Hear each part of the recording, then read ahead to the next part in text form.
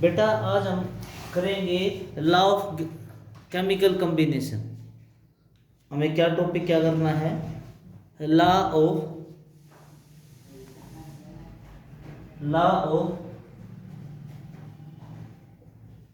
Chemical combinations हमें पढ़ने हैं। ठीक है, इसमें दो मतलब गैसेज जब आपस में कंबाइन करती है या रिएक्टेंट आपस में कंबाइन करते हैं एक केमिकल रिएक्शन के लिए, तो उसमें कौन कौन से लॉज एप्लीकेबल होते हैं वो आपको पढ़ने हैं। ठीक है, तो इसमें जो सबसे पहला लॉ है वो है आपका law of conservation of mass. Law of conservation of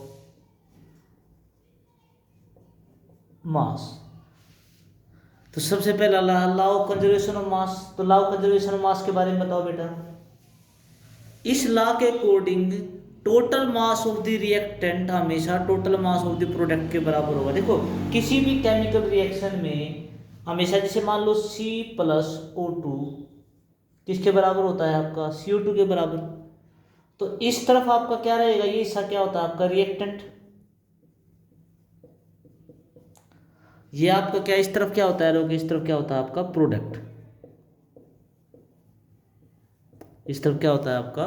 product. तो लॉ ऑफ कंजर्वेशन मास के अकॉर्डिंग जो total mass of the reactant है वो किसके बराबर होगा? Total mass of the product. तो according to this law in any physical और chemical change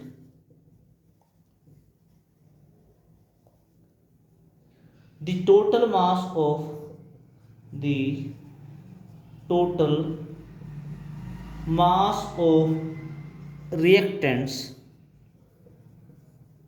the total mass of reactants remains equal to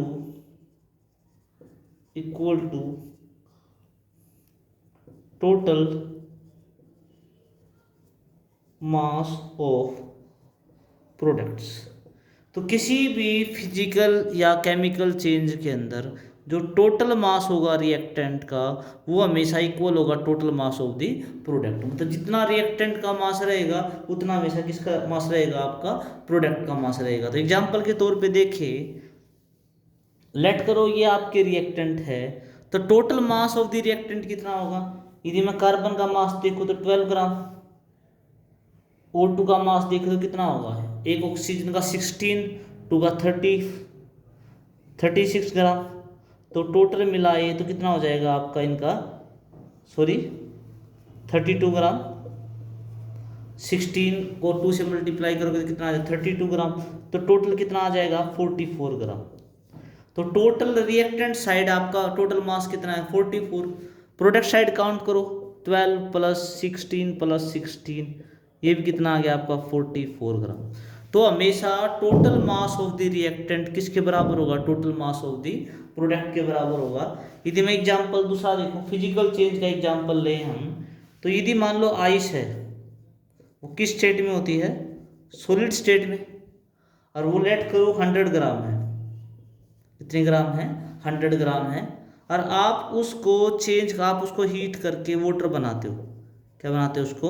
water. Water किस स्टेट में होगा? लिक्विड स्टेट में। तो जब आप 100 ग्राम सॉलिड को या 100 ग्राम आइस को मेल्ट करके वाटर बनाते हो, तो यदि आइस 100 ग्राम है तो प्रोडक्ट भी कितना होगा? मतलब वाटर भी कितना ग्राम बनेगा आपका? 100 ग्राम बनेगा। ये है आपका law of conservation of mass. It is law of conservation of mass. तो इसकी लिमिटेशन क्या है? यदि मैं लॉ ऑफ कंजर्वेशन ऑफ मास की लिमिटेशन देखूं तो लिमिटेशन क्या होगी बताओ? हमें क्या करना है? लिमिटेशन करनी है। Limitation of law of conservation of mass. Law of conservation of मास, इसकी आपको लिमिटेशन करनी है। लिमिटेशन क्या है? मतलब जहां पर ये एप्लीकेबल नहीं होता। तो एक ध्यान रखो, law of conservation of mass nuclear reaction पे एप्लीकेबल नहीं होता। लिखो, न्यूक्लियर रिएक्शन में क्यों? क्योंकि उसमें कुछ मास किस में कन्वर्ट हो जाता है? एनर्जी के अंदर। तो in nuclear reaction in nuclear reaction mass में converts into energy.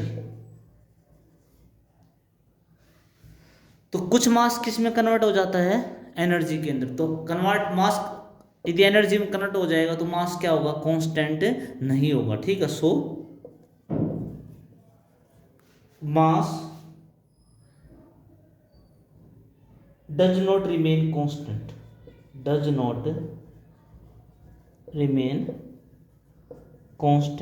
so this law is not applicable in nuclear reaction। जहाँ न्यूक्लियर रिएक्शन होती हैं उन रिएक्शन के अंदर जब न्यूक्लियस तोड़ा जाता है तो कुछ मास एनर्जी में कन्वर्ट हो जाता है। यदि आपका मास एनर्जी में कन्वर्ट हो गया तो इट मीन्स मास कांस्टेंट नहीं रहेगा, और कांस्टेंट नहीं रहेगा तो इसका मतलब क्या होगा, ये एप्लीकेबल भी नहीं होगा। तो जो आपका लॉ ऑफ कंजर्वेशन ऑफ मास है ये किसी भी न्यूक्लियर रिएक्शन पे एप्लीकेबल नहीं होता। यदि मैं law of conservation of mass के ऊपर एक न्यूमेरिकल लूँ तो एक न्यूमेरिकल है law of conservation of mass के ऊपर, देखो लेट करो मैं तुम्हें एक छोटा सा एग्जांपल देता हूँ कि एक रिएक्शन कराता हूँ मैं। क्वेश्चन है कि मैंने सिल्वर नाइट्रेट लिया AgNO3, क्या ले लिया मैंने, सिल्वर नाइट्रेट। मैं उसकी रिएक्शन करा रहा हूँ NaCl के साथ।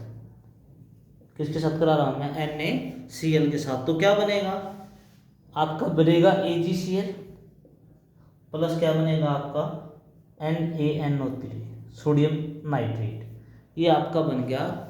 जब सिल्वर नाइट्रेट की रिएक्शन सोडियम क्लोराइड के साथ कराओगे तो सिल्वर क्लोराइड प्लस क्या बनेगा, सोडियम नाइट्रेट बनेगा। तो यदि क्वेश्चन में ये दे रखा है कि जो सोडियम क्लोराइड रिएक्ट करता है उसकी जो अमाउंट है वो है 5.85 ग्राम। आपका NaCl कितना है, 5.85 ग्राम। AgCl कितना लिया, 14.35 ग्राम ये लिया है, और सोडियम नाइट्रेट बना है आपका 8.5 ग्राम। तो आपको कैलकुलेट करना है कि सिल्वर नाइट्रेट कितना लिया गया था, what will be as a reactant silver nitrate की अमाउंट कितनी थी। तो आपको ये करना है। तो आप इसको क्या मान लोगे, x मान लिया आपने। तो ये निकालना है आपको सिल्वर नाइट्रेट कितना लिया था। लॉ ऑफ कंजर्वेशन ऑफ मास क्या बोलता है कि टोटल जो मास होगा ऑफ रिएक्टेंट्स किसके बराबर होगा, law of conservation of mass के according total mass of product, total mass of products के बराबर होगा। Total mass of the reactant कितना है, x plus 5.85। Total mass of the product कितना है बताओ, total mass of the product है बेटा 14.35 प्लस 8.5। ये आपका प्रोडक्ट है टोटल मास, ये आपका रिएक्टेंट है, यहाँ पर ले लिया। अब इसको सोल्व करो तो x प्लस 5.85 इसको 2.85 यहाँ जाएगा, इसको यहाँ से x निकालो तो 2.85 उसमें से माइनस ये कर दो 5.85 तो किसके बराबर हो जाए 17 ग्राम के बराबर हो जाएगा। तो आपका सिल्वर नाइट्रेट कितना लिया है आपका 17 ग्राम। ये कौन सा लॉ था आपका, लॉ ऑफ कंजर्वेशन ऑफ मास था बेटा। नेक्स्ट देखो,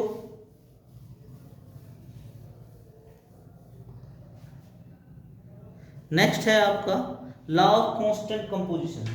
सेकंड आपका लॉ है, मैं सेकंड लॉ के बारे में लिख रहा हूं, लॉ ऑफ कांस्टेंट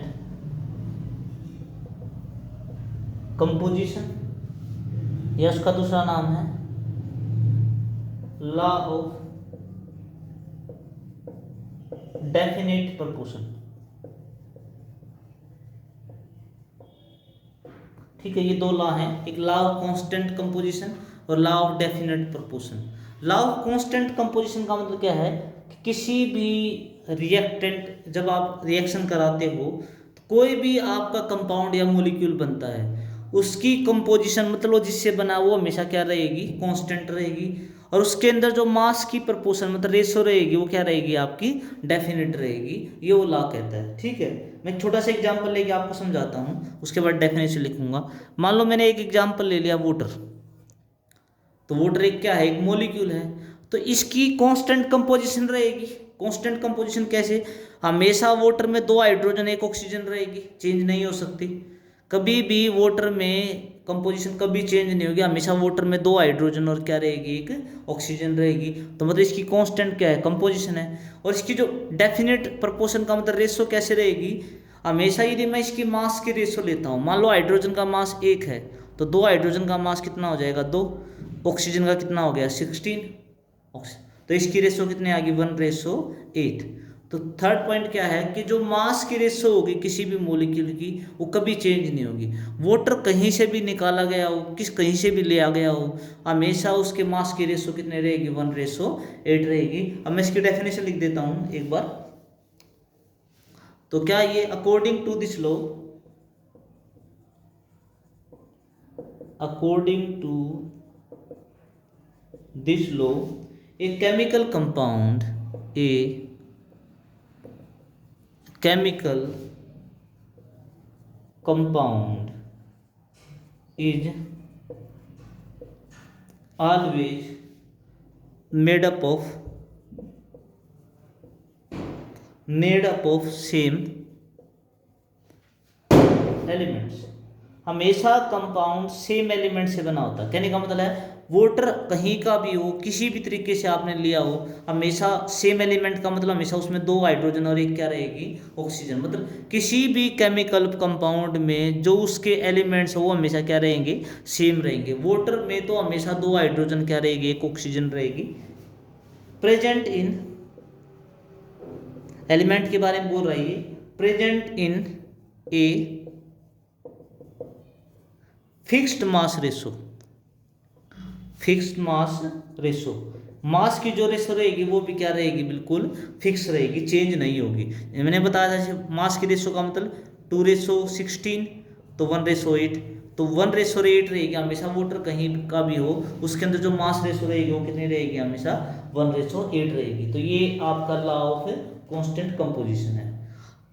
अब इसकी लिमिटेशन कोई बोले तो, what are the limitation of law of constant composition. यदि इसकी लिमिटेशन पूछी जाए तो limitation of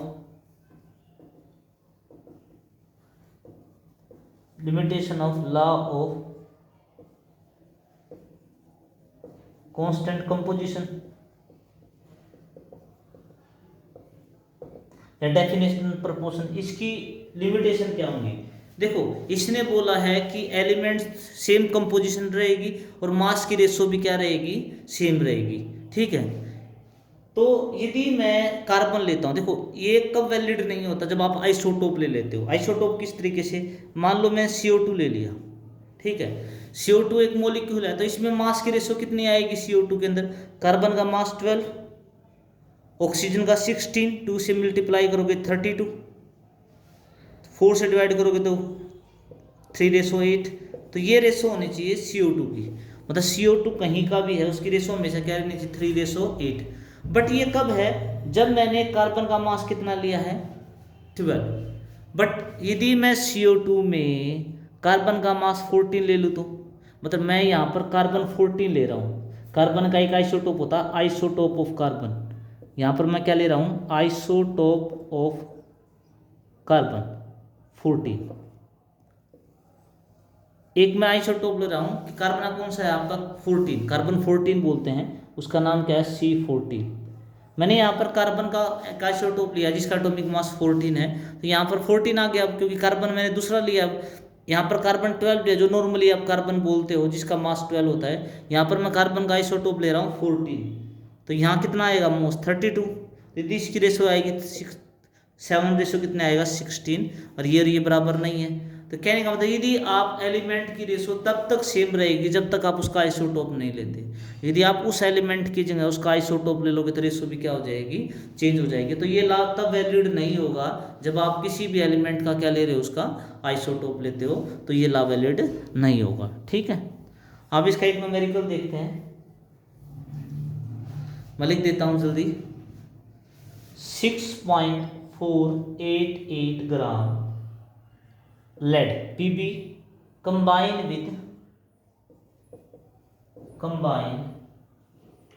directly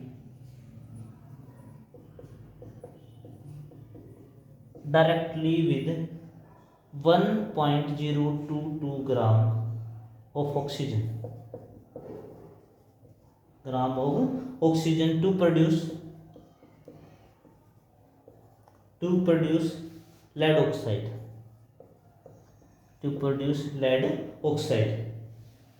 First, lead oxide is also produced by heating of lead nitrate. The percentage of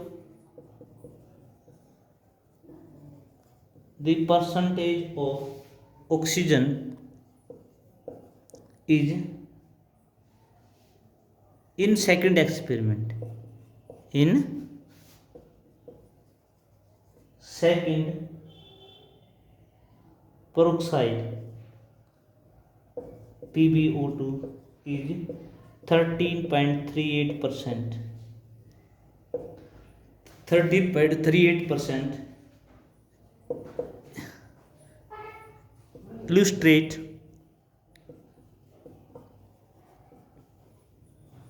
Illustrate law of constant composition. तो आपको ये बताना है कि ये law of constant composition valid होगा नहीं होगा। देखो यहाँ पर मैं इसको समझा देता हूँ न्यूमेरिकल को पहले क्या है। यहाँ पर आपने क्या किया, लेड कंबाइन कर रहा है, ये लेड है जो आपका 66.488 लेड है, वो कंबाइन कर रहा है 1.022 ग्राम ऑक्सीजन के साथ और लेड ऑक्साइड बना रहा है। ये एक्सपेरिमेंट है फर्स्ट यहाँ तक। फिर दूसरा बोल रहा है लेड ऑक्साइड आल्सो प्रोड्यूस किया जाता है, लेड नाइट्रेट को हीट करने के बाद भी लेड ऑक्साइड बनाता है।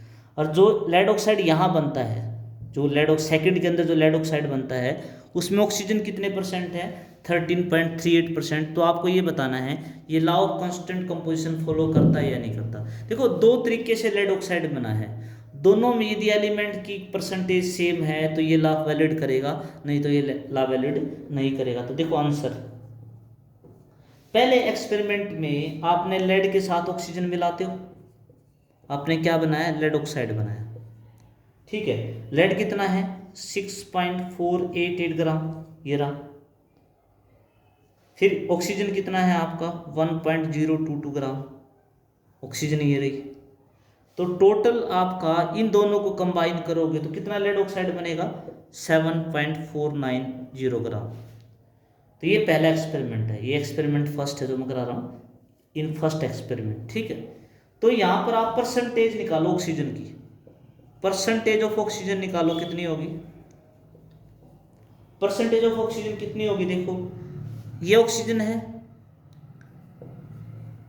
बाय टोटल लेड ऑक्साइड कितना है 7.4, टोटल लेते हैं हमेशा, कोई परसेंटेज निकालें, मल्टीप्लाई बाय 100 करोगे तो इसको सोल्व करोगे ये आ जाएगी 13.38%।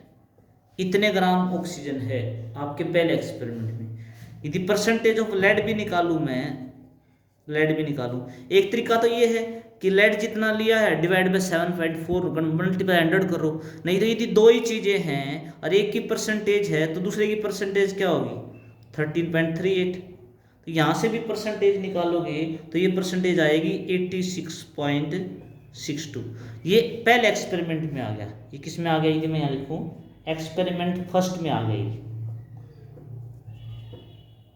एक्सपेरिमेंट फर्स्ट में आ गया। याद करो एक्सपेरिमेंट फर्स्ट में ऑक्सीजन कितने परसेंट आई है 13.38 और लेड कितना आया आपका। दूसरे एक्सपेरिमेंट में सेकंड में, इन सेकंड एक्सपेरिमेंट में खुद उसने बोला है कि ऑक्सीजन कितने परसेंट है 13.38, ये रही ऑक्सीजन। मतलब पहले में हमने कैलकुलेट कर ली, दूसरे में खुद बोला उसने ऑक्सीजन कितने परसेंट है 13.38% है सेकंड एक्सपेरिमेंट में। तो लेड भी कितना आएगा सेकंड एक्सपेरिमेंट में, यही आएगा। तो दोनों में परसेंटेज सेम है। यहाँ मिटा देता हूँ एक बार कि इसने खुद बोला है कि जो परसेंटेज ऑफ ऑक्सीजन है सेकंड में वो कितनी है 13.38। तो सेकंड में भी ऑक्सीजन, पहले में हमने कैलकुलेट की 13.38 है, सेकंड में उसने खुद बोला 13.38 है, दोनों में लेड की भी परसेंटेज सेम आएगी। यदि दोनों में परसेंटेज सेम है तो आप ये बोल सकते हो कि ये क्या है, लॉ ऑफ कांस्टेंट कंपोजिशन क्या होगा आपका, वैल्यूड होगा। ठीक है बेटा।